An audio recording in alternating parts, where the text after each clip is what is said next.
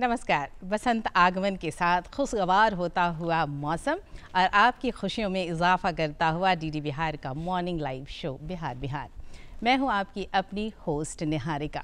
एक नई सुबह, एक नए विचार और नई संभावनाओं के साथ आप सभी का स्वागत उस खास कार्यक्रम में जिसमें हम आपको जोड़ते हैं प्रेरणादायक शख्सियतों से। और मैं आपसे कहूँगी कि आज का जो ये एपिसोड है ये बहुत ही ख़ास है, क्योंकि आज हमारे साथ एक बेहद सम्माननीय और ख़ास व्यक्तित्व हैं। मैं देख सकती हूँ उत्सुकता आपके चेहरे पर। भला कौन है हमारे साथ आज बिहार बिहार में? तो चलिए आपको बताते चलूँ कि आज हमारे मेहमान हैं। आज हम बातें करेंगे बिहार विधानसभा के अध्यक्ष माननीय श्री नंद किशोर यादव जी से। बातें करेंगे उनके विचारों की, उनकी सोच की, उनके अनुभवों की और बिहार की प्रगति पर उनकी दृष्टि की। पर फिलहाल दर्शकों, डाल लेते हैं दृष्टि जीवन यात्रा को सफल बनाने के लिए के मूल मंत्र पर भी।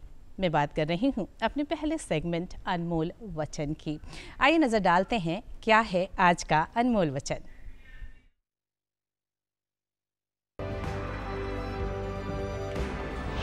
जो कुछ भी तुम्हें कमजोर बनाता है, शारीरिक, बौद्धिक या मानसिक, उसे जहर की तरह त्याग दो। स्वामी विवेकानंद।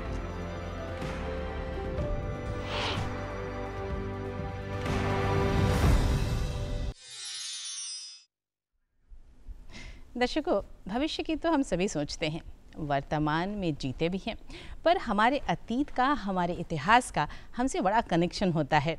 आइए नज़र डालते हैं क्या है आज के दिन का इतिहास। हमारे इस अगले सेगमेंट पर पलटते हैं इतिहास के पन्नों को। देश और दुनिया के इतिहास में 14 फरवरी के दिन कुछ महत्वपूर्ण घटनाएं घटी। आज के दिन ही 1952 में भाजपा नेता और देश की पूर्व विदेश मंत्री सुषमा स्वराज का हरियाणा के अंबाला में जन्म हुआ। आज के दिन ही 1876 में अलेक्जेंडर ग्राहम बेल ने टेलीफोन के पेटेंट के लिए आवेदन दिया। श्रीलंका के तेज गेंदबाज चामिंडा वास ने बांग्लादेश के खिलाफ खेलते हुए 8वें वर्ल्ड कप की पहली हैट्रिक वर्ष 2003 में आज के दिन ही लगाई। आज के दिन ही 1993 में कपिल देव ने 400 विकेट। और दर्शकों, अब समय है हमारे विशेष मेहमान से मुलाकात का भी। आपको बताऊं कि जो लोकतंत्र है उसकी सबसे बड़ी ताकत होती है जनता, जनप्रतिनिधि, खुला संवाद और विचार विमर्श। और इस प्रक्रिया में विधानसभा की महती भूमिका होती है। आज हमारे साथ एक अनुभवी राजनीतिज्ञ हैं जो बिहार की राजनीति को समझने और गढ़ने वाली प्रमुख हस्तियों में से एक हैं।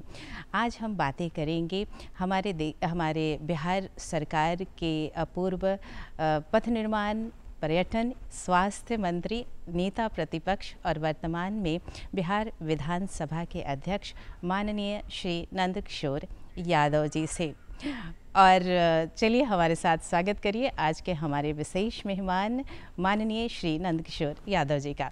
सर, स्वागत, अभिनंदन कार्यक्रम बिहार बिहार में। धन्यवाद। बहुत अच्छी बात और हमारे लिए बड़े हर्ष की बात कि आज हमें मौका मिला आपसे संवाद करने का। और मैं अपने दर्शकों से कहना चाहूँगी कि हम बातचीत करेंगे और विस्तार से जानेंगे उनके बारे में, उनकी जीवन यात्रा के बारे में, उनके दृष्टिकोण के बारे में। तो चलिए शुरुआत करते हैं एक छोटे से सवाल से और फिर बहुत सारी बातें हैं आज हम आपको दिखाने वाले हैं। बातों की शुरुआत करें उससे पहले एक छोटी सी सॉफ्ट स्टोरी, एक प्रोफाइल आज के हमारे विशेष मेहमान के बारे में आपके लिए। सफ़र में मुश्किलें आए तो हिम्मत बढ़ती है, कोई रास्ता रोके तो कुछ कर गुजरने का जुनून बढ़ता है, और हौसले बुलंद हो तो मंजिल ज़रूर मिलती है। जी हाँ, हम बात कर रहे हैं बिहार विधानसभा अध्यक्ष नंद किशोर यादव की। नंद किशोर यादव का जन्म 26 अगस्त 1953 में पटना सिटी में हुआ। राष्ट्रीय स्वयंसेवक संघ के सक्रिय स्वयंसेवक के रूप में समाज की सेवा यात्रा शुरू करने वाले नंद किशोर यादव का राजनीतिक सफर अखिल भारतीय विद्यार्थी परिषद से जुड़ने के साथ शुरू हुआ। यही वो दौर था जब उन्होंने जेपी आंदोलन में बढ़ चढ़ कर हिस्सा लिया। इसके बाद वे कभी पीछे मुड़कर नहीं देखे। अपने कर्तव्यनिष्ठा और जिम्मेदारियों की वजह से वे संगठन के विभिन्न पदों पर सफलतापूर्वक उत्तरदायित्वों का निर्वहन किया। जनता के बीच वे कितने लोकप्रिय हैं, इस बात का प्रमाण इसी बात से मिलता है कि लगातार 7 बार वे पटना साहिब से विधायक रहे। इनकी सफलता, समर्पण, त्याग, कर्तव्यनिष्ठा, जनता के बीच सीधा संवाद और कुशल नेतृत्व इन्हें संगठन में मजबूत स्तंभ के रूप में देखती है। और दर्शकों, थोड़ी सी जानकारी आज के हमारे विशेष मेहमान के बारे में सॉफ्ट स्टोरी में आपने जाना, पर अच्छी बात मैं आपसे ये कहने वाली हूँ कि आज हमारे साथ हमारे विशेष मेहमान मौजूद हैं स्टूडियो में। सर, आपका पुनः हार्दिक अभिनंदन कार्यक्रम बिहार बिहान में। आपसे जो पहली मुलाकात मेरी हुई और जो पहला अनुभव मेरा रहा, मैं कुछ शब्दों में कहूँ तो एक बेहद ही आत्मीय, सरल, अपने कार्यों के प्रति दृढ़ संकल्प और अनुकरणीय व्यक्तित्व। कहते हैं कि जो हमारा शुरुआती जीवन होता है उसका बड़ा प्रभाव पड़ता है हमारे व्यक्तित्व निर्माण पर। आपसे जानना चाहूँगी सर, जो आपकी शिक्षा रही और शुरुआती जीवन रहा, उसने आपके व्यक्तित्व निर्माण में कैसी भूमिका निभाई? देखिए, मैं सामान्य परिवार से आता था जी, और पढ़ने के लिए जब जाता था तो मैट्रिक की परीक्षा देने के बाद जो खाली समय था, क्योंकि मैं मैथ का विद्यार्थी था, मुझे अच्छे अंक आते थे, 98 नंबर आए थे मुझे मैट्रिक में जी, तो हम अपने स्कूल के कुछ विद्यार्थियों ने बैठ करके तय किया कि हम पास तो कर ही जाएंगे मैट्रिक, तो क्यों नहीं आईएससी का मैथ बनाया जाए। तो हम लोग एक अखाड़े पे, खाजकला अखाड़ा है, उसके बरामदे पे बैठ करके 10-12 विद्यार्थी मैथ बनाते थे, एक दूसरे की मदद करते थे। उसी में एक हमारा मित्र था, थक गए तो वहाँ गाना सुनाओ गाना सुनाओ, तो जिसको जो मन में आया गाना सुनाया, उसने एक गीत सुनाया, निज गौरव को निज वैभव को देश के बहादुर भूल गए, उपदेश दिया जो गीता का क्यों सुनना सुनाना भूल गए। इसने मेरे दिल पे बड़ा असर किया। मैंने कहा कहाँ सीखे? कहा चलो सिखाते हैं। जी। उस दिन से मैं आरएसएस की शाखा में जाने लगा और वहाँ से मेरे व्यक्तित्व में आमूलचूल परिवर्तन आ गया जी। और फिर मैं सामाजिक कामों की ओर रुचि बढ़ गई हमारी, मैं उस ओर बढ़ता चला गया। बिल्कुल। तो ये शुरुआती दौर था, आपने कहा कि 2 पंक्तियाँ आपने सुनी और कहीं ना कहीं आपके हृदय को, आपके मनोभावों को प्रभावित किया और आप धीरे धीरे समाज सेवा में और राजनीति के जीवन में आपका पदार्पण हुआ। कभी कभी ऐसा लगता है ना कि जो आपका ये लंबा राजनीतिक अनुभव है और आपकी इस यात्रा को अगर मैं देखती हूँ तो लगातार 7 बार अपने क्षेत्र से चयनित होना, विभिन्न तरह के मंत्री का पद पर भी आपने कार्य किया और अभी फ़िलहाल बड़ी जिम्मेदारी है आपके पास।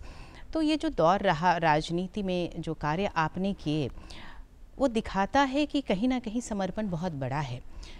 कभी कभी परिवार में कोई ऐसा परिवेश होता है जिससे राजनीति में लोग आ जाते हैं, ये घटना आपने जिक्र किया, पर धीरे धीरे राजनीति में आना है, ये कैसे प्रेरित हुए? देखिए, मैं तो इंजीनियर बनना चाहता था। बिल्कुल सर। मेरे चाचा इंजीनियर थे सर, इसलिए मैं मैथ का विद्यार्थी था। जब कॉलेज में गया मैं, हाँ। तो वहाँ मैं विद्यार्थियों के संगठन में अखिल भारतीय विद्यार्थी परिषद से जुड़ गया जी। और मगध विश्वविद्यालय का आंदोलन था, उसमें शामिल हो गया और उसके तुरंत बाद फिर 74 में जेपी मूवमेंट आ गया, तो मैं उसमें सक्रिय हो गया। तो वहाँ से ही इस ओर हमारे कदम बढ़े जी। और मैं फिर राजनीति में धीरे धीरे काम करने लगा। बिल्कुल। तो जो युवा अवस्था थी आपकी, उस समय से ही कहीं ना कहीं दिल में ये भावना कि मुझे कुछ करना है, आपने ज्वाइन किया और धीरे धीरे राजनीति में कदम आपके बढ़ते चले गए। इस दौर में एक ख़ास जिक्र भी करना चाहूँगी क्योंकि लोकनायक जयप्रकाश नारायण जी के साथ आपका बहुत जुड़ाव रहा, आंदोलन में भी आप काफ़ी सक्रिय रहे, आपकी भागीदारी बहुत सक्रिय रही। तो कुछ संस्मरण हो अगर उस दौर के, तो हमसे ज़रूर साझा करें। बहुत है जी, कुछ बताएं हमें उस समय की बात। 74 के आंदोलन के दौरान ही मेरी शादी हो गई। अच्छा। 2 मई को जी। और मैं पटना सिटी छात्र संघ समिति का अध्यक्ष था। जी जी। सक्रिय बहुत था, पुलिस की निगाह में खटकता रहता था बराबर, मुझे बाहर नहीं रहने देते थे। तो 2 मई को शादी हुई 74 में, 3 जुलाई को पहली बार मैं जेल गया। अच्छा। सत्याग्रह करके। उसके बाद तो लगातार मैं 1.25 साल लगभग जेल में रहा, भागलपुर, फुलवारी, बक्सर। और सबसे अच्छी बात क्या है कि आपातकाल के दौरान भी मैंने काम किया। भरपूर काम किया। उसमें अखबार ठीक नहीं छपते थे, उनके स्क्रीनिंग होती थी। पूरे देश में आपातकाल जब लागू हो गया तो प्रतिबंध सारे हो गए, नेता जेल में थे, तो आंदोलन के समाचार नहीं छप पाते थे अखबारों में। तो संगठन ने तय किया कि एक हम अलग से पत्रिका निकालेंगे, बुलेटिन निकालेंगे। तो उस बुलेटिन को निकालने के लिए 3 व्यक्ति का चयन हुआ, इसमें एक मैं भी था, क्योंकि मैं अच्छा प्रूफ रीडर हूँ, इसलिए उस काम का जिम्मा मेरे जी में आया। और संगठन ने तय किया कि गिरफ्तार नहीं होना है, तो मैंने वो बुलेटिन लोकवाणी नाम से निकालता था। अशोक सिंह, मैं और श्याम जी सहाय। पुलिस वारंट निकल ही गया था। जब मिला नहीं मैं तो मेरे घर की कुर्की जब्ती हो गई। पूरे आपातकाल के दौरान मेरे घर में दरवाज़ा चौखट नहीं था। मेरा पूरा परिवार 1.5 साल तक कपड़े का पर्दा टांग के रहता था। लेकिन मैं डिगा नहीं, क्योंकि मैंने सही तय किया था कि मैं इस आंदोलन के में अपनी भूमिका का निर्वाह करूंगा, जो जिम्मेवारी मुझे मिली है, और मैंने उसको किया। बिल्कुल। तो आपने जैसा जिक्र किया जेल में भी एक बात और विशेष बात जरूर बताएं, जरूर बताएं। जब मेरी शादी हो गई तो मैंने कहा 3 जुलाई को मैं जेल गया। हाँ। तो जेल से बेल मेरा हो गया था। बेल हुआ 2-3 महीने बाद, मैं छूटने वाला था। तो मेरे परिवार ने तय किया कि अब इसका गौना करा दिया जाए जी। तो जिस दिन गौना होना था, संयोग से उस दिन मुझे निकलना था। लेकिन जब रिलीज ऑर्डर गया जेल, फुलवारी जेल जी, तो मुझे जेल से बाहर नहीं निकलने दिया। अच्छा। वहीं मुझे मीसा का वारंट मेरे खिलाफ जारी कर दिया। मैं जेल में ही रह गया। मेरी पत्नी लोटा लेके मेरे परिवार के लोग गए और मेरी पत्नी को गौना करा के घर ले आए। अच्छा, ये व्यवस्था की गई उस वक्त। चलिए, इसी से लगा हुआ एक सवाल जरूर आपसे जानना चाहूँगी। ये आपने जिक्र किया उसी वक्त आपकी शादी हुई और फिर गौना के दौरान ये संयोग हुआ। पत्नी की, धर्मपत्नी की क्या प्रतिक्रिया थी उस समय जब मेरी पत्नी अद्भुत थी। सर बताएं। उस समय शुरू के दिनों में तो उसको बुरा लगा होगा, कष्ट होता होगा। हाँ, दिल में तो तकलीफ। हर समय उसने मेरा साथ दिया जी। कष्ट उसको बहुत हुआ, बाद में उसको कैंसर हो गया। मैं केवल 20 साल ही पत्नी के साथ रहा जी। 94 में ही पत्नी को कैंसर हो गया। लेकिन ये जो 20 साल का कालखंड था, वो बिना उसके मैं आगे बढ़ नहीं सकता था। परिवार उसने संभाला, बच्चे उसने संभाले, बिल्कुल, बच्चों की पढ़ाई उसने संभाली। मैं तो लगातार बाहर ही रहता था, अलग अलग जिम्मेदारियों की तरह काम करता था। तो पत्नी ने इसको सहर्ष स्वीकार किया और मेरे काम में कोई बाधा उत्पन्न नहीं हो, इसकी भरपूर कोशिश की उसने। और कहते भी हैं सर कि जब हम किसी भी क्षेत्र में काम कर रहे हों, वो स्त्री हो या पुरुष हो, अगर हम आपसी सहयोग के साथ चलते हैं तो दोनों को आगे बढ़ने में सहयोग मिलता है। और आपने जैसा कहा, आपने श्रेय दिया कि उन्होंने लगातार जीवन पर्यंत आपका साथ दिया, आपको आगे बढ़ने में साथ साथ खड़ी रहीं, परिवार को संभाला। अगर मैं बात करूं आपके वर्तमान दायित्व की, बिहार विधानसभा के अध्यक्ष का ये पद बहुत ही बड़ा दायित्व, जहां किसी दल की राजनीति नहीं, बहुत आदर्श विचारों के साथ संचालन करना, तो ऐसे समय में जब पद पर आसीन होते हैं तो कैसी अनुभूति होती है? देखिए, आपके मन की बात। मुझे जिम्मेवारियां संभालने का अवसर बहुत बार मिला राजनीति में काम करते हुए।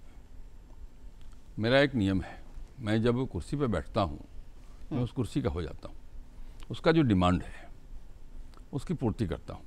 लेकिन जैसे ही कुर्सी से नीचे उतर के अपने कक्ष में बैठता हूँ, मैं सामान्य आदमी बन जाता हूँ। मेरी सफलता का ही राज है। किसी दल के विधायक हों, मैं जो अपने चैम्बर में बैठता हूँ तो मैं उस सबके काम करता हूँ जो जेन्युइन काम है, उसमें कोई पार्टी के आधार पर भेदभाव नहीं करता। लेकिन जब मैं अध्यक्ष की कुर्सी पर बैठता हूँ तो जो अनुशासन बना रहे इसकी कोशिश करता हूँ, सबको समान अवसर मिले इसकी कोशिश करता हूँ, जो उसका डिमांड है कुर्सी का मैं उसको पूरा करता हूँ। जी जी जी। और ये बहुत बड़ी बात, जैसा कि आपने कहा कि जब आप जिस कुर्सी पर होते हैं उस वक्त जो दायित्व आपका होता है उसे पूरी तरीके से पालन करना, और फिर जब आप आम समय में होते तो सबके साथ उसी मिलनसार व्यक्तित्व के साथ मेल मिलाप करना। कई बार सर ऐसा समय आता होगा जब बहुत कठिन निर्णय लेने होते होंगे, ऐसे समय में अपने आप को कैसे संतुलित रखते हैं और इसका मंत्र क्या है? क्योंकि मैं आपसे बात भी कर रही हूँ तो वो जो दो पक्ष मुझे दिख रहा है, एक बहुत ही मिलनसार व्यक्तित्व और साथ ही एक बहुत ही धीर गंभीर व्यक्तित्व, इसका मंत्र क्या है? मंत्र साफ है जी। मैंने कहा आपसे कि मैं निर्णय लेने में बड़ा सक्षम आदमी हूँ। जी सर। और मैं पेंडिंग काम को नहीं रखता हूँ। मैं मंत्री भी था जी। तो 48 आवर्स अधिक फाइल मेरे यहाँ पेंडिंग नहीं होती थी। मैं तुरंत निष्पादन करता हूँ। तो निर्णय जो उचित निर्णय है वो लेने में मुझे कोई संकोच नहीं होता, चाहे परिस्थिति कैसी भी हो, इसलिए मैं सफल होता हूँ। बिल्कुल सर। चूँकि हम विधानसभा के बारे में बात कर रहे हैं तो एक बहुत महत्वपूर्ण बात मैं आपसे ज़रूर करना चाहूँगी कि हमारे यहाँ 20 और 21 जनवरी को सर 2025 में ही अखिल भारतीय पीठासीन अधिकारियों का सम्मेलन, जिसकी मेज़बानी का अवसर मिला बिहार विधानसभा को, और आपकी भूमिका बहुत बहुत महत्वपूर्ण रही। आपने बहुत सफलतापूर्वक इस कार्यक्रम को संपन्न कराया। मैं चाहूँगी कि उसमें जो मुख्य बातें रहीं और किस तरीके से इस कार्यक्रम का आयोजन किया गया, किन का सहयोग रहा और किन लोग शामिल हुए, इसके बारे में हमें बताएं, थोड़ी चर्चा। 82 के बाद यहाँ सम्मेलन नहीं हुआ। जी सर, बिल्कुल सर। इसके पहले 82 में यहाँ हुआ था सम्मेलन। जी सर। ओम बिरला जी से मेरे व्यक्तिगत संबंध रहे हैं, तो मैंने उनसे आग्रह किया कि वो बिहार को अवसर मिलना चाहिए, बहुत दिन हो गया बिहार को मिले हुए। मेरे आग्रह को उन्होंने स्वीकार करके बिहार को ये आयोजन करने की स्वीकृति दी। मुझे प्रसन्नता इस बात की है कि इस पूरे कार्यक्रम में अधिकांश प्रदेशों के विधानसभा के अध्यक्ष, उपाध्यक्ष, सेक्रेटरी सब शामिल हुए। जी। करीब 350 लोग आए देश भर से, और बिहार के बारे में जो गलत धारणा उनके मन के अंदर थी, इस सम्मेलन में आने के बाद उनके मन की धारणा बदल गई, ये कहने में कोई संकोच नहीं। जी जी। और लगातार मुझे सब प्रशंसा के पत्र लिख रहे हैं। यहाँ की व्यवस्था थी, यहाँ का जो सम्मान उनको मिला उसका। जी। दूसरा एक विशेष बात है कि संविधान निर्माण के 75 साल पूरे हो गए थे, तो इस अधिवेशन का जो सम्मेलन का जो मुख्य उद्देश्य थीम जो था, जी जी, वो था कि संविधान के अंदर जो प्रावधान है उन प्रावधानों को कैसे हम और बेहतर बना सकते हैं और आम आदमी के लिए लाभकारी कर सकते हैं, उसमें विधानसभाओं की भूमिका क्या है। अच्छा। इस पर विमर्श हुआ। जी जी। बड़ा सार्थक विमर्श था। अधिकांश विधानसभा अध्यक्षों ने अपने विचार रखे जो उनके विचार थे, और सबने इस बात को स्वीकार किया कि संविधान के अंदर जो प्रावधान है उन प्रावधानों के आधार पर हम कैसे अधिक से अधिक आम आदमी को लाभ दे सकते हैं, इसका निर्णय हुआ। जी जी। तो बहुत बड़ी बात, क्योंकि जब सब एक साथ बैठते हैं और विधानसभा की भूमिका पर चर्चा करते हैं, और ख़ास करके जो आपने जिक्र किया कि 75वां वर्ष था, तो जो बातें निकल कर आती हैं वो कहीं ना कहीं भविष्य में जो कदम लिए जाएंगे उसमें भी सहायक होती हैं, और सबके लिए एक स्पष्टता भी सामने आती है।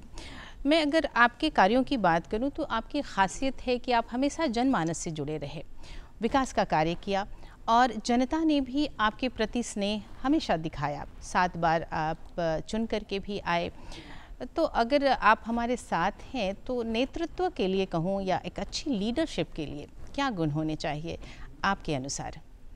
देखिए, पहली बात, मैं जब पहली बार विधायक बना, जी जी, तो मेरे पिताजी को पैर छूने वाले की संख्या बढ़ गई। सामान्य आदमी था मैं, बताया मैंने आपको। तो मुझे उन्होंने बुलाया एक दिन, क्या बेटा लगता है कि तुम्हारा पावर बढ़ गया, जो घर की भाषा होती है। हमने कहा, बोले क्या कहना चाहते हैं? बोले 3 बात याद रखना। एक कहा उन्होंने, चले चाल सादा निभे बाप दादा। बहुत बढ़िया। दूसरा उन्होंने कहा कि बेटा ये पावर मिला है ना, ताकत का इस्तेमाल किसी को तंग करने के लिए मत करना, जितना भला हो सके भला करना जी। और तीसरी बात कही उन्होंने कि अगर कोई भूखा आ जाए घर में तो खाना खिलाना। अच्छा अच्छा। तो मैंने तीनों बातों को ज़िंदगी में उतारा है, और मेरी सफलता का सबसे बड़ा राज यही है कि मैं बहुत सारे पदों पे रहा, लेकिन आम लोगों के लिए मैं आज भी आम आदमी हूँ। ये उनको एहसास रहता है कि ये, मुझे आप भरोसा नहीं करेंगे, मुझे कोई लोग मंत्री जी नहीं कहता विधानसभा क्षेत्र में जी, मुझे कोई विधायक जी भी नहीं कहता है, मुझे नंदू भैया कहता है, नंदू चाचा कहता है, और अब मैं उम्र हो गई हमारी तो नंदू दादा भी कहने लगे हैं लोग। ये जो कनेक्ट होना है, आम आदमी से कनेक्ट होना। देखिए, आम आदमी क्या चाहता है? आम आदमी चाहता है कि विधायक मेरा सुख दुख में साथ दे, बिल्कुल बिल्कुल, और विकास का काम जी, जी, कोई पैसा मांगने नहीं आता हमारे, तो मैं इन दोनों कामों को जीता हूँ जी।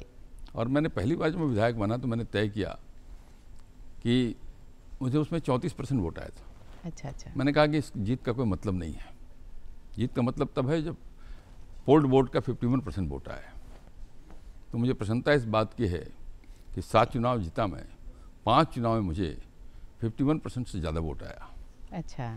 और मैंने तय किया था कि 50% घरों में मेरा फोटो होना चाहिए जी, तब हो पाएगा। कैसे किया ये? तो संभव नहीं था, मेरा कोई, मैं भगवान तो नहीं कि मेरा कैलेंडर लगाएगा कोई। सर। तो मैंने सबके शादी और श्राद्ध में जो कोई आयोजन घर में होता था, मुझे आमंत्रण मिलता था, मैं जरूर जाता था जी। मुझे थोड़ा श्रम ज़्यादा करना पड़ता था, लेकिन उसका लाभ मुझे यही बात इससे हुआ कि जाति संप्रदाय की सीमा से ऊपर उठकर लोग मेरे पक्ष में मतदान करते हैं। पार्टी की सीमाएं भी टूटती हैं मेरे पक्ष में मतदान करने में, ये मुझे लाभ उसका है, क्योंकि मैंने व्यक्तिगत संपर्क सबसे साधे। मैं सहज सुलभ आदमी हूँ। मैं मंत्री रहा तो, ना रहा तो, विधायक रहा तो, मैं फ़ोन अपने उठाता था। अच्छा। और लोग सीधे मुझसे बात कर सकते थे, कोई भी आदमी, सामान्य आदमी। और मेरे पास मेरे फ़ोन नंबर में कम से कम मैंने कुछ भी नहीं तो 15,000 नंबर सेव है। अच्छा। तो व्यक्ति जब फ़ोन करता है, हाँ। मैं कहता हूँ क्या निहारिका जी, तो निहारिका जी सर। खुश हो जाती, करें मुझे जानते हैं वो। बिल्कुल सही ये कहा जो आपने। कनेक्ट होना है, पब्लिक बहुत चाहती है कि विधायक सहज सरल हो, जब चाहे उसको उपलब्ध हो जाए। जी जी। वो मैंने कोशिश की है सर और मैं सफल रहा उसमें। बिल्कुल बिल्कुल, और वो दिखता है, जनता का जो प्यार आपको मिला है, कहीं ना कहीं ये जो आपकी खूबियाँ हैं, सबके साथ मिल कर के, आत्मीयता के साथ, स्नेह के साथ, उनके सुख दुख में खड़े रहना, और शायद जनता भी यही चाहती है, और हम आपके राजनीतिक करियर में वो देख भी सकते हैं। जब मैं आपकी वाणी की बात करती हूँ तो एक ओज दिखता है मुझे, और जब मैं आपकी कलम की बात करती हूँ तो वो भी बड़ी सशक्त दिखती है मुझे, वहाँ भी ओज दिखता है मुझे। आपने 2 किताबें भी लिखी, आपने विकास के प्रतिमान और बुलंद आवाज़, ये 2 किताबें लिखी। मैं सोच रही थी कि इतनी व्यस्त दिनचर्या में 2 सवाल आपसे, कि पहले तो ये ख्याल कैसे आया कि मुझे इन बिंदुओं पर बात करनी है, किताबें लिखनी है, और इसके साथ ही वक्त कैसे निकाला इतनी रचनाओं के लिए? देखिए, ख्याल तो मुझे आया सुशील मोदी जी से। सुशील मोदी जी को बहुत लिखने पढ़ने का शौक था। वो कुछ भी करते थे तो पुस्तिका छोटी छाप देते थे। तो जब मैं नेता विरोधी दल था जी, 2013 से 2015 तक, उस समय जो मैंने विधानसभा के अंदर जो मैंने अपने विचार व्यक्त किए, अलग अलग भाषण दिए, सर। वो बड़े प्रभावशाली थे। तो मैंने विचार किया कि साहब इसका कोई संकलन होना चाहिए। बिल्कुल। तो बुलंद आवाज़ में मैंने उन बातों को संकलित करके उसको प्रकाशित किया। मंत्री रहते हुए मुझे बहुत सारे काम करने का अवसर मिला, पथ निर्माण मंत्री, स्वास्थ्य मंत्री और पर्यटन मंत्री के नाते। जी। तो उनके अंशों को मैंने विकास के प्रतिमान में संग्रहित किया। अच्छा और अब अपने लिखने का कहाँ सर। की आवश्यकता पड़ती है। अब तो किसी को सामने बिठा के आप बोलते रहिए, वो लिखता रहता है। तो जब भी मुझे अवसर मिला, पर वक्त तो वहाँ भी विशेष देना करके जब पड़ता मैं है। मंत्री नहीं रहा तब, जी मंत्री रहते हुए या फिर विधानसभा अध्यक्ष रहते हुए तो समय नहीं हमारे पास। सर। ये जब मैं मंत्री नहीं रहा, विधायक केवल रहा, जी तो उस समय का मैंने उपयोग किया उसमें। सर, अगर हम बातचीत के जिक्र में जब चर्चा कर रहे थे, वो आपकी किताबों की चर्चा थी। आपका व्यक्तित्व तो अपने आप में बहुत विशेष, जो युवा हैं, जो राजनीति में नए हैं, उनके लिए भी आप एक प्रेरणा स्रोत। पर अगर मैं आपकी बात करूं तो कोई ऐसा व्यक्तित्व या कोई ऐसी किताब जिसका बहुत प्रभाव पड़ा आप पर, आपकी सोच पर, बताना चाहेंगे? देखिए, एक तो आरएसएस के जो चीफ थे उस समय, जी। परम पूज्य माधवराव सदाशिवराव गोलवलकर, जिनको हम लोग गुरु जी कहते हैं, गुरु जी, उनके व्यक्तित्व का मेरे ऊपर बड़ा असर पड़ा। सर। और मैंने कहा कि जीवन में जो परिवर्तन मेरे आया, सोच में परिवर्तन आया, वो उनके कारण आया, उसके कारण आया। जी जी। तो उसके कारण से सारी चीज़ें बदलती चली गई, काम करने की दिशा बदलती चली गई, सोचने की दिशा बदलती चली गई। बिल्कुल बिल्कुल। और मैं उस दिशा में बढ़ता चला गया। बिल्कुल। और बातचीत के क्रम में ही आपने अपने पिताजी के बारे में भी कहा कि उन्होंने आपसे 3 बातें की, और आपने कहा कि जीवन पर्यंत में उनकी बातों पर अमल करता रहा। और ये बातें भी मुझे बहुत अच्छी लगी, क्योंकि कहीं ना कहीं जो अनुभव उनके पास होता है, हमारे बड़ों के पास होता है, उसको जब हम सुनते हैं और आत्मसात करते हैं तो हमारे लिए राह आसान भी हो जाती है। अगर आपके मंत्री पद के कार्यकाल की बात करूं तो जब कोई भी नेता चुनकर आता है और उसे मंत्री पद मिलता है तो जनता के प्रति एक बड़ा दायित्व होता है। विकास के कार्य को देखना उसकी प्राथमिकता होती है, उसका दायित्व होता है। तो विभिन्न जो पद थे आपके साथ, जैसे मैं कहना चाहूँगी पथ निर्माण मंत्री के तौर पर, स्वास्थ्य मंत्री के तौर पर, पर्यटन विकास मंत्री के तौर पर आपने कार्य किया। तो प्राथमिकताएं कैसे तय की और विकास के विभिन्न आयामों को कैसे छुआ? देखिए, जब हम सरकार में शामिल हुए 2005 में पहली बार, तो हमारे सरकार की प्राथमिकता थी कि हमको विकसित बिहार बनाना है। जी। तो स्वाभाविक रूप से 3 चीज़ें चाहिए। प्राथमिक चीज़ जो है सड़क, बिजली और पानी। जी। और मैं सड़क विभाग का मंत्री बन गया। जी। तो हमारी सरकार का निर्णय था कि बिना भेदभाव के सड़कें बनानी है। और लक्ष्य तय हुआ कि साहब 6 घंटे में राज्य के किसी कोने से कोई राजधानी आना चाहे तो 6 घंटे से अधिक का समय नहीं लगना चाहिए। जी। टारगेट तय हो गया। तो उस टारगेट को पूरा करने के लिए सड़कों को चौड़ा करना, नई सड़कें बनाना, ये सब काम होता गया। आज आप कह सकते हैं कि बिहार में सड़क, बिजली, पानी ये कोई समस्या अब लगभग समाप्त हो गई। हर घर में, हर गांव में बिजली पहुंच भी गई और सड़कें भी बड़े पैमाने पे बनी है। जी जी जी। फ्लाईओवर इतने बन गए, पटना में कुछ थे ही नहीं पहले। बिल्कुल सही कहा। अब गंगा पथ बन गया, अटल पथ बन गया।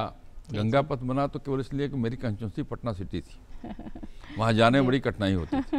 एक सपना था जी जी कि कोई अच्छा मार्ग बन जाए हमारे चाहिए। कंस्टिट्यूंसी जाने का, जी। लेकिन माननीय मुख्यमंत्री ने उसमें हमें प्रोत्साहित किया, सहयोग पूरा किया और वो सपना अब लगभग साकार हो रहा है। तो जो मैं समझ पा रही हूँ कि जिस भी क्षेत्र का दायित्व आपको दिया गया, आपने देखा कि कहाँ काम करना है और किस काम से प्रांत को प्रगति मिल सकती है। इसी से जुड़ा हुआ सवाल आपसे करना चाहूँगी कि बिहार को अगले 10 वर्षों में आप किस रूप में देखना चाहेंगे? देखिए, बिहार अब तेजी से विकास कर रहा है। जी। हम पिछड़ गए। देखिए, कहानी क्या है कि आज़ादी के बाद आप देखेंगी तो पश्चिम भारत और दक्षिण भारत ने विकास के नए आयाम छुए, लेकिन जो देश का पूर्वी हिस्सा है वो विकास के मामले में थोड़ा पीछे हो गया। और मुझे प्रसन्नता इस बात की है कि इस समय एक देश के अंदर इस बात की चर्चा हो रही है कि बिना देश के पूर्वी हिस्से के विकास के देश विकसित नहीं हो सकता है। लक्ष्य भी बड़ा रखा है लोगों ने। 2047 में जब 100वीं वर्षगांठ देश की आज़ादी की मनाई जाएगी तो हम उसमें विकसित देश के रूप में अपने खड़ा करना चाहते हैं। तो बिना पूर्वी हिस्से के विकास के संभव नहीं था। इसलिए बिहार के विकास के लिए सब प्रकार के काम किए जा रहे हैं और इसमें सबका योगदान होगा तब ये विकसित बिहार बनेगा। प्रक्रिया प्रारंभ हो गई है और मुझे पूरा भरोसा है कि जिस प्रकार से काम किए जा रहे हैं हम उस लक्ष्य को प्राप्त करेंगे। और जो बिहार के बारे में गलत धारणा समाज देश के अंदर बन गई है, दूसरे लोगों के मन के अंदर, उस धारणा को बदल कर रहेंगे, ये भरोसा है हमको। जी जी। जब हम अपने प्रांत की बात करते हैं, बिहार के विकास की बात करते हैं, तो सरकार से हमारी उम्मीदें होती हैं, आम जनता की उम्मीदें होती हैं, पर हम सभी का भी कुछ दायित्व बनता है, कर्तव्य बनता है। तो मैं आपसे ये जानना चाहूँगी कि बिहार के लोगों को अपने प्रांत की तरक्की के लिए कैसे कदम उठाने चाहिए आपके दृष्टिकोण में? देखिए, एक बात बड़ी साफ है जी। हम अधिकारों की बात ज़्यादा करते हैं जी और कर्तव्य के मामले में मौन हो जाते हैं। मुझे एक बात लगती है कि बिहार में टैलेंट की कमी नहीं है किसी भी क्षेत्र में, चाहे शिक्षा के क्षेत्र में हो तो, कृषि के क्षेत्र में भी हो तो, सभी क्षेत्रों में हमारे पास टैलेंट की कमी नहीं है।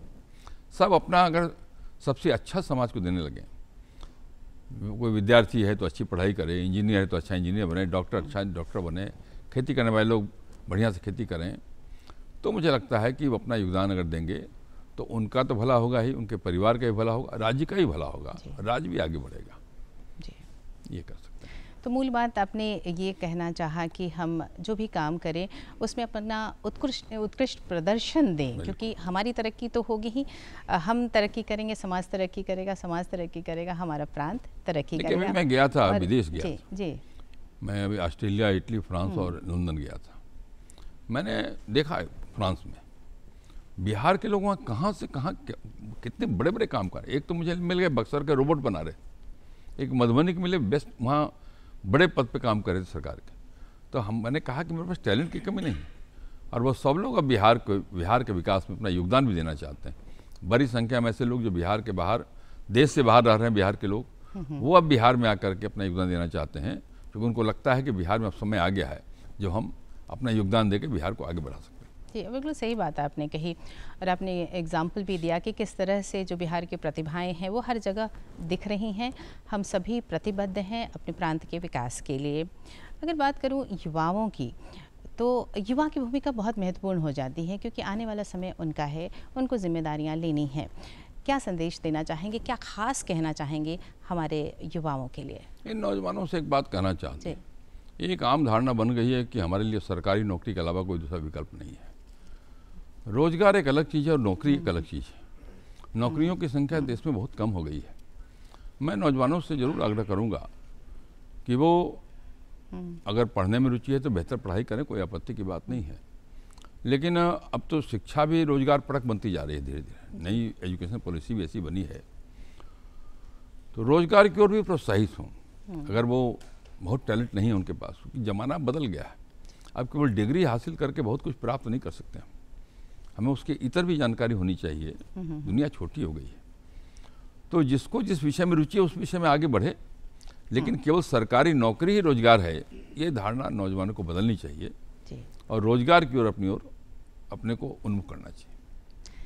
ये पंक्ति बहुत बड़ी कही आपने, क्योंकि अगर जब स्वरोजगार की ओर उन्मुख होते हैं हमारे युवा, तो एक तो उनकी प्रतिभा भी दिखती है, दूसरी वो बहुत सारा रोज़गार मुहैया भी करा पाते हैं, और जैसे ही जो रोज़गार मुहैया कराएंगे तो मल्टीप्लायर इफेक्ट के साथ हमारी जो अर्थव्यवस्था है वो निस्संदेह प्रगति जरूर करेगी। जब हम युवाओं की बात कर रहे हैं सर, तो एक प्रचलन सा दिखता है, और आपने कई बार विदेशों का भी दौरा किया, आपका जाना हुआ, तो जो हमारी अपनी संस्कृति है, कहीं ना कहीं युवा विदेशी संस्कृति की ओर भी उनका झुकाव दिखने लगता है, पर हमारी संस्कृति अपने आप में बहुत खास है।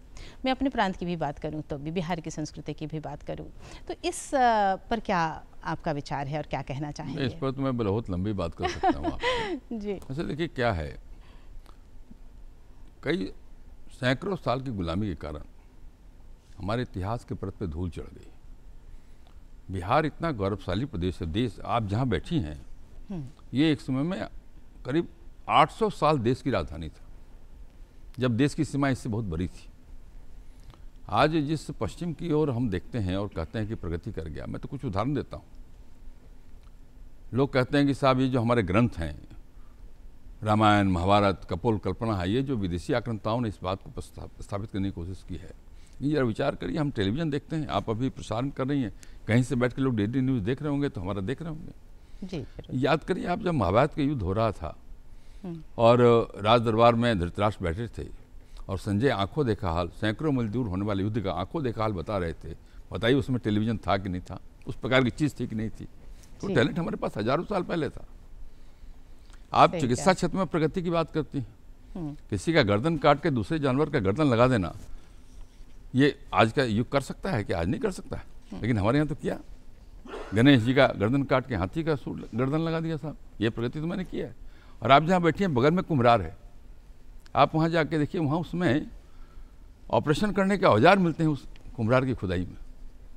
तो हमने तो आज चर्चा हो रही है पर्यावरण की, पर्यावरण का असंतुलन की चर्चा पूरी दुनिया में विषय बन गया है जी। और हमारे यहाँ पीपल के पेड़ को पूछते हैं, बर के पौधे को पूछते हैं, तुलसी का पौधा लगाते हैं, क्यों? वो ऑक्सीजन छोड़ते हैं। तो हमारे पूर्वज तो पहले से जानते थे, जिन समस्याओं से आज दुनिया जूझ रही है उन समस्याओं का समाधान हमारे पूर्वज पहले से जानते थे, लेकिन हम उसकी ओर ध्यान नहीं दे पाते हैं, क्योंकि हमें लगातार ये बताया गया है कि ये सब कपोल कल्पना है, ये केवल कहानियाँ हैं, ये बताया गया। तो भाई आज हम अमेरिका पढ़ने जा रहे हैं तो बड़े अपने गौरवान्वित महसूस करते हैं, लेकिन हाँ पहले तो हमारे यहाँ नालंदा के अंदर दुनिया के विद्यार्थी ज्ञान प्राप्त करने आते थे। तो हमारा जो अतीत है गौरवशाली रहा है। मैं ये नहीं कहता हूँ केवल उसी पर आप गौरवान्वित होते रहो, लेकिन समाज तभी आगे बढ़ता है जो अपने अतीत पे गर्व करे, यथार्थ की धरातल पे वर्तमान में खड़ा हो और भविष्य का ताना बाना बुने, तब वो तरक्की कर सकता है। मैं जरूर नौजवानों से कहना चाहता हूँ कि पश्चिम के चकाचौंध से मुक्त होइए। आज परिवार टूट रहा है, आज परिवार का मतलब केवल पति पत्नी और बच्चे हो गए, माता पिता उपेक्षित हो रहे हैं, वृद्धाश्रम में जा रहे हैं। हमारे यहाँ की परंपरा नहीं है, और उसके कारण जो संस्कार विहीनता पैदा हो रही है उसकी ओर नौजवानों को ध्यान देना चाहिए। आज अगर अपने माता पिता को आपने कष्ट दिया है, कल आपका बेटा भी आपको कष्ट देगा, इसका भी ध्यान रखना चाहिए। तो जो हमारे देश के संस्कार हैं, उन संस्कारों को अपना करके हम परिवार को भी सुखी रख सकते हैं और तरक्की भी ज़्यादा कर सकते हैं, मेरा ऐसा मानना है। बिल्कुल बिल्कुल सही कहा आपने, और बहुत सारे उदाहरण के साथ आपने कहा कि हमें ये देखने की ज़रूरत है कि जो हमारी अपनी संस्कृति रही है उस समय, उस दौर में भी हम कितने समृद्ध थे, हमारे पास कितना ज्ञान था। तो उस ज्ञान को हम आगे अपने अंदर समाहित करें, उसे आगे ले जाएं, और हम जो पाश्चात्य संस्कृति है सिर्फ उससे प्रभावित ना हो, अपनी महत्ता समझें, अपने संस्कृति की महत्ता समझें। आपने बहुत सारे पक्षों पर भी बात करी, आपने एकल परिवार और संयुक्त परिवार के बारे में भी बात करी। लोगों में जो बच्चे हैं, उनमें जो बड़े हैं, उनके प्रति जो आदर भावना होनी चाहिए, उसकी भी बड़ी भूमिका होती है। मैं यहाँ स्त्रियों के अधिकार के बारे में भी थोड़ी बातचीत करना चाहूँगी, क्योंकि अभी का जो दौर है, स्त्रियाँ बहुत मुखर हो रही हैं, आगे आ रही हैं, और ये जो परिवर्तन है वो दिख रहा है। स्त्री स्वावलंबन की बात हम आज भी कर रहे हैं, पर धीरे धीरे जो क्रमिक विकास हुआ है वो दिख रहा है।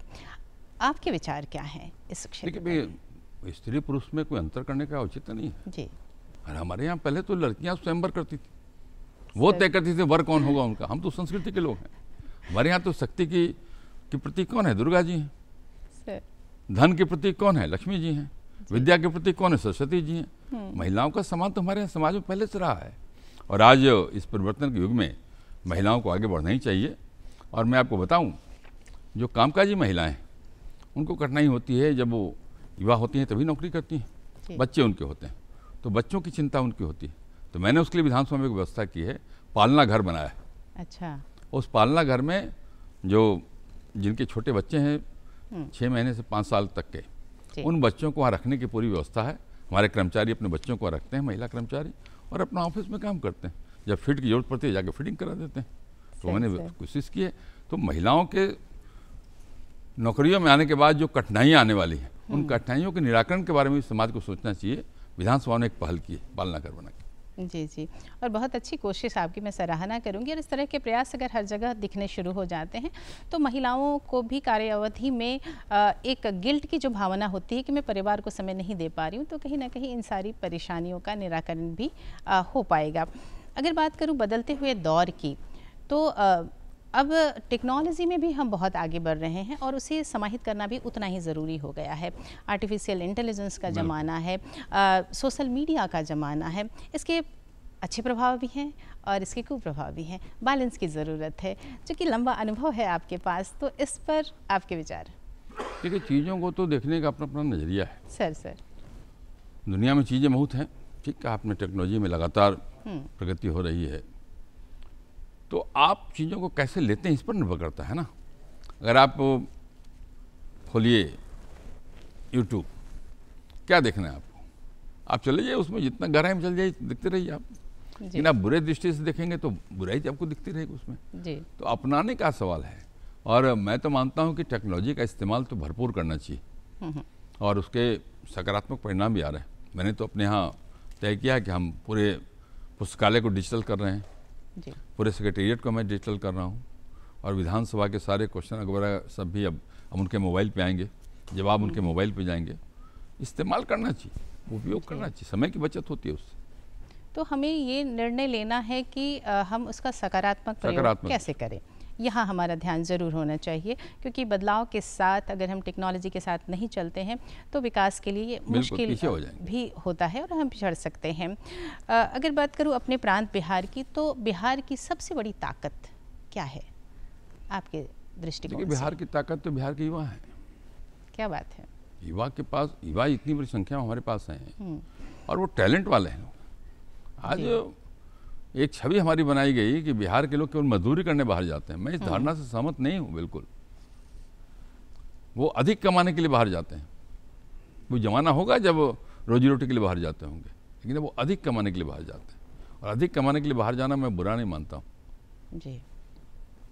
ये ठीक है कि इतने अवसर यहाँ भी उपलब्ध होने चाहिए थे, वो अधिक कमाई कर सकें और लगातार इसकी कोशिश भी हो रही है। लेकिन जब तक ये नहीं होती है तब तक वो जाते हैं तो बुरा नहीं है जी जी जी। दूसरा मैं कहना चाहता हूँ जरूर जी कि बिहार के अंदर जिस प्रकार की संभावनाएं दिख रही हैं, उन संभावनाओं के आधार पर मैं कह सकता हूँ कि अब केवल बिहार से लोग जाएंगे नहीं, आने वाले दिनों में बिहार लोग आने के लिए भी मजबूर होंगे। ऐसी व्यवस्था भी खड़ी होगी। बिल्कुल सही कहा आपने। और धीरे धीरे हम प्रगति के विभिन्न आयामों पर आगे भी बढ़ रहे हैं और ये समय निस्संदेह हमारे पास आने वाला भी है। अगर राजनीतिक जीवन और पारिवारिक जीवन में संतुलन बनाए रखने की बात करूं, क्योंकि जब आप राजनीति में होते हैं, काम के प्रति पूरी तरह से समर्पित होते हैं, तो वक्त निकालना भी बड़ा मुश्किल हो जाता है। तो ऐसे समय में संतुलन कैसे बनाए रखते हैं? काम कठिन है सर। मुझे तो, मैं एक जरूर अनुभव आपको शेयर करना चाहता हूँ। जी जी। मैं जब, मेरे बच्चे जब छोटे थे तो मैं उसमें पार्टी के एक बड़े पद पे था, मुझे लगातार दौरे करने पड़ते थे बाहर जी। तो मैंने अनुभव किया कि मेरे बच्चे मुझसे बात ही नहीं करते। मैं सुबह निकलता था, 8 बजे सुबह निकल गया, रात में 10-11 बजे आया, निकला, उसमें सोए थे और मैं जब आया तब सोए रहे। तो दूरी बढ़ती गई जी। तो मैंने सोचा कि तो बड़ा खतरनाक बात है। मैं जब लौट के आता था तो बच्चों के लिए कुछ न कुछ लेके आता था। अच्छा। तो धीरे धीरे उनका आकर्षण बढ़ने लगा और तब वो डिमांड ही नहीं करते थे कभी। तो बाद में वो धीरे धीरे, वो लगभग 1 साल के बाद वो डिमांड करने लगे। तब मैं कनेक्ट हो पाया अपने बच्चों से। मैं ज़रूर कहना चाहूँगा राजनीति में काम करने वाले से भी कि परिवार को बिल्कुल उपेक्षित करके आप सेवा का काम करने में संतुष्टि नहीं प्राप्त कर सकते। तो समय का उपयोग करना चाहिए, हर चीज़ के लिए समय सीमा तय करनी चाहिए और बच्चों के साथ जरूर समय बिताना चाहिए। जी जी जी। और आपने बताया कि कैसे आपने एक तरीका निकाला कि हम कुछ लेकर आएँ ताकि बच्चे हमारे पास बैठे हमसे बातें करें, और ये बड़ा ज़रूरी भी होता है ताकि जो एक गैप है वो बिल्कुल क्रिएट ना हो सके। अगर आपके दूसरे पक्ष की बात करूँ, राजनीति में एक लंबा करियर और बहुत सारे पदों को संभाला आपने, थोड़ी देर के लिए इमेजिनरी सवाल कि अगर राजनीति में नहीं होते तो कहाँ होते? लेकिन मैं तो इंजीनियर बन जाता। अच्छा। क्योंकि मैंने बताया कि मेरे चाचा इंजीनियर थे और मैं मैथमेटिक्स का विद्यार्थी था, अच्छा विद्यार्थी था जी। तो मेरी रुचि वो इंजीनियर बनने की थी जी जी। लेकिन कॉलेज के जीवन में ही जब दिशा बदल गई हमारी तो मैं इधर चला आया। जी जी। लेकिन मुझे इसका संतोष है कि बाद के दिनों में सरकार बनने के बाद मुझे इंजीनियरिंग डिपार्टमेंट का ही मंत्री बनाया सरकार ने, इसका मुझे संतोष है। पथ निर्माण विभाग तो केवल इंजीनियर लोग रहते हैं, उसका संतोष जरूर है। कभी कभी जो एक समस्या है, जब आप बड़े पद पे रहते हैं और ख़ास करके मैं आपके विधानसभा के अध्यक्ष के तौर की भूमिका पर बात करूंगी, तो दोनों पक्ष मौजूद होते हैं और वहाँ बहुत सारे विचार विमर्श भी होते हैं, सही निष्कर्ष पर पहुँचना भी ज़रूरी होता है जनता के हित को देखते हुए। तो वैसे में अनुशासन बनाए रखना और सही निर्णय ले पाना, उसके लिए मंत्रा क्या है आपका? देखिए बहुत सामान्य बात है, आप शांत रहिए। आप अगर शांत रहिएगा तो निर्णय ले सकिएगा। निर्णय लेने की क्षमता होनी चाहिए। बहुत सारे लोगों में टालने की क्षमता होती है। मैं निर्णय लेता हूँ, स्पष्ट रूप से लेता हूँ, चाहे जो भी हो, जो सही लगता है मुझे मैं करता हूँ। बिल्कुल, बिल्कुल। और उसमें मुझे कुछ संकोच भी नहीं करता, जो परिणाम चाहे जो हो, लेकिन परिणाम सकारात्मक ही होते हैं। उसका कारण केवल एक है कि जब निर्णय लेने की जो आवश्यकता है वो निर्णय आपने ले लिया, तो उसके बाद जब वहाँ से हटने के बाद अगर आप सामान्य व्यवहार करते हैं तो लोग बुरा नहीं मानते। लोगों को लगता है कि नहीं ये ठीक कहा इन्होंने, तो हो सकता है। लेकिन वो गुस्से में निर्णय नहीं हो सकता है, वो निर्णय शांत मन से हो सकता है, विवेक से हो सकता है। और जो आपकी ये पंक्ति है वो हम सभी के लिए प्रेरणादायक है, क्योंकि निर्णय तो हमें आम जीवन में भी लेने होते हैं और उसके लिए धैर्य का होना बहुत ज़रूरी है। गुस्से में निर्णय हमारे लिए आत्मघाती भी हो सकता है। और आपने कहा कि आप धैर्य रखते हैं, सुनते हैं और तब निर्णय लेते हैं, और इस तरह से जो अनुशासन की ज़रूरत है वो आप बनाए रखते हैं। अगर आपके युवा अवस्था की बात करूँ तो जो अवस्था होती है या जो पढ़ाई का दौर होता है, जो आपस में दोस्तों का दौर होता है, तो कभी कभी कुछ शरारतें भी होती है। क्या आपके जीवन में भी ऐसी कुछ शरारतें थी? शरारतों को कहाँ याद करते हैं 72 साल की उम्र में, लेकिन स्वाभाविक है, उम्र जो होती है तो उम्र होती है। मुझे एक घटना याद है सर। मैं स्कूल का ही विद्यार्थी था, मेरे घर के सामने एक नवाब साहब का फाटक है। अच्छा। वो मुर्गी बहुत पालते थे, फार्मिंग करते थे मुर्गी, तो हम लोग उसी मैदान में थोड़ा खेला करते थे। तो नवाब साहब के जो एक स्टाफ थे वो हम लोग को डांट के भगा देते थे। अच्छा अच्छा। तो बड़ा गुस्सा आया हम लोग को, छोटे थे, 12-13 साल के होंगे। तो दीपावली का दिन आया तो हम लोगों ने आसमान तारा को उनके मुर्गी के बार की तरफ लगा के छोड़ दिया। कई मुर्गी मर गए उनकी। बड़े गुस्से हुए जी। पुलिस को खबर कर दिया, पिताजी ने खूब डांटा। तो वो शरारत मुझे आज भी याद है, मैं भूलता नहीं। बाद में मैंने उनसे जब बड़ा हुआ तो उनसे माफ़ी मांगा, क्षमा मांगा, और वो बड़े अच्छे आदमी थे जी जी। मुझे प्यार भी बहुत करते थे। ये तो रही शरारत की बातचीत, और चलिए हमने ये शरारत भी आपसे पूछ ही लिया और आपने हमें बता भी दिया। कोई ऐसी प्रेरणादायक घटना जो आज भी स्मरण होता है, तो प्रेरणादायक घटना होती है या मन में वो बात आती है कि हाँ वो दौर था या हमने वो काम किया? देखिए एक बात जो मैं भूलता नहीं, मैंने कहा मेरे पिताजी का भी स्वभाव था जी। मैं सामान्य परिवार से आता था तब भी। मेरे पिताजी के दरवाजे बाहर कोई भिखारी है, कोई भूखा आदमी है जी, पिताजी उसको घर में ले जाते थे, उसको खाना खिला देते थे। अच्छा। तो मुझे रोज़ पैसे मिलते थे स्कूल जाने के लिए, जो होता है पॉकेट खर्चा। मैं जब जा रहा था तो मैंने एक आदमी को देखा, बहुत तड़पते हुए खड़ा हो गया। मैं देखने बच्चा था, 8वां-9वां में पढ़ता था। तो मैं देखा कि तेरे को भूखे है पड़ा हुआ, तो मैंने अपने पैसे निकाल के उसको दे दिए जी। और पैसे नहीं दिए, मैंने उसको खाना खिला दिया बैठा करके। उसका संतोष मुझे जीवन भर रहा। क्या बात और बाद के दिनों में वो मेरे स्वभाव का एक पार्ट बन गया। जी। मैं विधायक जब बना तो मैंने तय किया, मेरा एक दोस्त था स्कूल में, दिव्यांग था, पैर से घिसट के चलता था। तो मैं जब विधायक बना तो मैंने कहा कि साहब ये हम इसको दूर करें। आज ही मैं उस काम में लगा, आज ही मैं दिव्यांगता के क्षेत्र में काम करने लोगों के साथ जुड़ के काम करता रहता हूँ। वो बड़ा मुझे सुकून देता है। बहुत व्यस्त दिनचर्या रहती है आपकी और बहुत सारे काम भी हैं जिन्हें देखना बहुत ज़रूरी है, पर कभी ना कभी जब फुर्सत के पल होते हैं तो क्या करना पसंद करते हैं? कोई शौक़ आपकी, कोई हॉबी आपकी? देखिए, समय तो सबके पास एक ही होता है 24 घंटे का। जी सर। लेकिन टाइम मैनेजमेंट बड़ा महत्व का चीज़ है। मैं हर काम समय पे करता हूँ और मुझे समय पे सब जगह जाने की आदत भी है सर। और मैं निश्चित रूप से जब समय खाली होता है तो एक तो आईपैड में चीज़ें देखते रहता हूँ और रात के समय में मैं तो हास्य गीत सुनता हूँ। अच्छा। हास्य कविता सुनता हूँ, हास्य कवि सम्मेलन होते रहते हैं तो वो मैं सुनता हूँ और उसके कारण मुझे बड़ा सुकून भी मिलता है और आराम भी मिलता है। रात की नींद बड़ी अच्छी आती है मुझे। जी, तो मुझे लगता है कि आपके टेंशन फ्री रहने का ये राज है, क्योंकि रात को आप इस तरह के हास्य के कार्यक्रम देखते हैं तो कहीं ना कहीं वो आप में वो नई ऊर्जा लेकर आता है, जो दिन भर के तनाव हैं उन्हें दूर कर देता है और जो नया दिन होता है वो पूरे जोश और गर्मजोशी के साथ हम शुरू कर सकते हैं। बिल्कुल, मैं तनाव मुक्त होकर सोता हूँ। मैं बहुत साउंड स्लीप सोता हूँ। इस उम्र में भी मुझे शुगर नहीं है।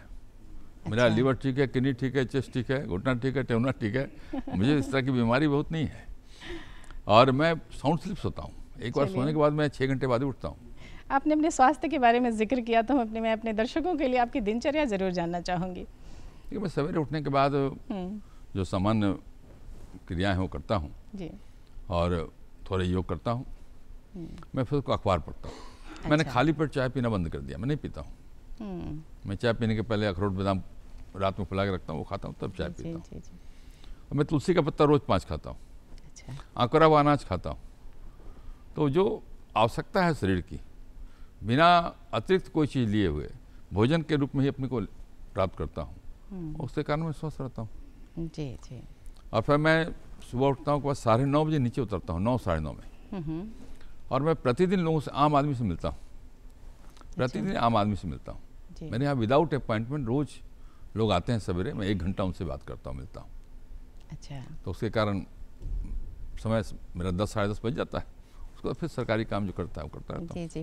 और जो आपने ये बात कही कि आप लोगों से मिलते हैं, इसका बहुत बड़ा फ़ायदा भी होता है, क्योंकि जब आप बातें करते हैं, उनकी बातों को सुनते हैं, वो भी बड़ा ज़रूरी होता है समझना कि आगे जो कार्य करना है वो किस दिशा में होना चाहिए और जनमानस को जो संतुष्टि मिलती है उससे, वो भी बड़ा अहम होता है इस माध्यम से। अगर मैं शिक्षा की बात नहीं करूंगी तो बातें अधूरी रह जाएंगी, क्योंकि जब भी हम प्रांत की प्रगति की बात करते हैं तो शिक्षा एक बहुत ही प्रमुख स्तंभ है। तो शिक्षा के क्षेत्र में जो बिहार का परिदृश्य है, हम ग्रो कर रहे हैं, हम आगे बढ़ रहे हैं, और वहाँ उसे देखते हुए आप क्या कहना चाहेंगे? देखिए, हमको आज भी याद पड़ता है कि हमारे बड़ी संख्या हमारे विद्यार्थी बिहार से बाहर पढ़ने जाते हैं सर। लेकिन अब बिहार में कई यूनिवर्सिटियाँ खुल गई, कई संस्थान प्रमुख खुल गए और मैंने कहा कि शिक्षा का प्रकार बदलने लगा है। और प्रकार बदलने का सेंस ये है कि जो नई शिक्षा नीति आई है देश में अंदर, उस नई शिक्षा नीति को पूरी तरह लागू होने के बाद पूरी भूमिका बदल जाने वाली है। और परिवर्तन तो दिख रहा है, शिक्षा के क्षेत्र में व्यापक परिवर्तन दिख रहा है। चोरियाँ बंद हो रही हैं परीक्षाओं में, बच्चे पढ़ भी रहे हैं, रिजल्ट अच्छे आ रहे हैं। लड़कियों की संख्या बहुत कम थी, ड्रॉप आउट बहुत ज़्यादा था। और जब सरकार ने साइकिल देने का तय किया, स्कूल ड्रेस देने का तय किया, तब से ड्रॉप आउट कम हो गया। बच्चे और बच्चियां दोनों पढ़ रहे हैं। सरकारी स्कूलों के अंदर बच्चों की संख्या बढ़ती जा रही है और नए यूनिवर्सिटी भी खुल रहे हैं प्राइवेट सेक्टर में भी, और विद्यालय भी खुल रहे हैं। एक अच्छी बात है कि गरीब घर के बच्चों को पढ़ने की सुविधा मिले, इसलिए प्राइवेट स्कूल में भी जी सरकार पैसा दे करके गरीब बच्चों को पढ़ाने की व्यवस्था कर रही है। अच्छा। ये एक अच्छी बात है जी। तो शिक्षा के क्षेत्र में बिना प्रगति के कैसे हो सकता है? करना ही पड़ता है। बिल्कुल सही। और जैसा कि आपने बताया कि हम कई क्षेत्रों में इसमें काम भी कर रहे हैं और हम निसंदेह उम्मीद कर सकते हैं कि ये जो परिवेश है शिक्षा का, वो बेहतरीन होगा हमारे समय में। और अब अगर मैं बात करूँ, बहुत सारी बातों को हमने जाना, पर मेरे पास कुछ सवाल हैं और मैं सवाल आपसे करूंगी और बड़ी तीव्रता से आपसे जवाब भी चाहूँगी, जैसे हम रैपिड फायर कहते हैं। हम थोड़ा और अच्छे तरीके से आपको जानना चाहते हैं। तो पहला सवाल आपसे, आपकी मनपसंद किताब कौन सी है? देखिए, एक तो मैंने गांधी जी को पढ़ा है, लोहिया जी को पढ़ा है, दीनदयाल उपाध्याय को पढ़ा है, गुरु गोविंद वल्लभ को पढ़ा है जी। पुस्तक कौन सबसे अच्छी है, ये कठिन सवाल है। मैंने लेकिन महापुरुषों को पढ़ा है और मैंने सीखा है उससे। जी जी, चलिए दूसरा सवाल, आपका मनपसंद त्योहार? सबसे अच्छा त्योहार दीपावली है। अच्छा, जी जी, प्रकाश का पर्व है। हाँ, आप पर्यटन मंत्री भी रहे हैं, तो आपका मनपसंद पर्यटन स्थल? सीतामढ़ी, भगवती सीता की जन्मस्थली। अच्छा, दूसरा सवाल आपसे, आपका मनपसंद व्यंजन? व्यंजन तो हमारा, आप समझिए क्या कह सकते हैं आप, पोस्ता दाना का हलवा। अच्छा, वो मैं खाता हूँ पसंद से। और अगर मैं लिट्टी चोखा की बात करूँ तो हमारे बिहार का जो प्रसिद्ध व्यंजन है। वैसे मैं जैसे आपके आया हूँ तो मैं दही चूड़ा खा के आया हूँ। अच्छा, तो इतना सवेरे और कुछ बन नहीं सकता था, दही चूड़ा खा के। और हमारे स्वास्थ्य के लिए भी बहुत अच्छा है। तो चलिए, इन सवालों के माध्यम से हमने बहुत कुछ जाना आपके बारे में और वो पक्ष देखा जो आपकी अंदरूनी प्रतिभा को, आपकी अंदरूनी ओज को हमें दिखाता है। एक विधानसभा के अध्यक्ष के तौर पर भी हमने आपको जाना, मंत्री के तौर पर भी जाना और माननीय नंदकिशोर यादव जी के तौर पर भी जाना। सर, बहुत बहुत धन्यवाद आपका आज वक्त निकालकर हमसे बातचीत करने के लिए, अपने अनुभवों से अपने विचारों को हमारे साथ साझा करने के लिए बहुत बहुत आपको भी धन्यवाद, डीडी न्यूज़ को भी धन्यवाद। जी जी, धन्यवाद सर। और दर्शकों, हमने बातचीत की आज के बिहार बिहान कार्यक्रम में बिहार विधानसभा के माननीय अध्यक्ष श्री नंदकिशोर यादव जी से। जो बातें हमने की वो हमें बताती हैं कि जीवन में अगर हमें आगे बढ़ना है तो हमें समय का प्रबंधन करना है, हमें आपसी संवाद अच्छा रखना है और प्रतिभा को आगे बढ़ने का मौका भी देना है। तो बस इसी के साथ हम आपसे अनुमति चाहेंगे। Have a wonderful day. Niharika को अनुमति दें। नमस्कार।